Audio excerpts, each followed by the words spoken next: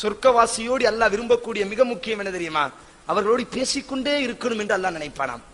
இப்பொழுது அல்லாஹ் ரப்புல் ஆலமீன் அவன் போறான், பெரிய சொர்க்கமா இருக்கும். அல்லாஹ் சொல்வான், இதுக ஃபதுகுல் ஜன்னah, அடியானே நீ சொர்க்கம் போன்றுவான். சொர்க்கம் போய் பார்ப்பான். அவன் சிந்தனை எப்படி அல்லாஹ் ஆக்குறான் பாருங்க. எல்லா அறையும் நிரம்பி இருக்கும். எல்லாரும் எல்லா இடத்துலயும் உட்கார்ந்து இருக்காங்க. எல்லாரும் எல்லா இடத்துலயும் இருக்கிறாங்க. அப்படியே அல்லாஹ் போய் சொல்ல மாட்டான். உள்ள போடான்னு சொன்னான். உள்ள வந்தாச்சு. ஃபுல்லா இருக்கிறாங்க. நமக்கு உட்கார்றதுக்கு ஒரு சின்ன ஒரு இடம் இல்லையே.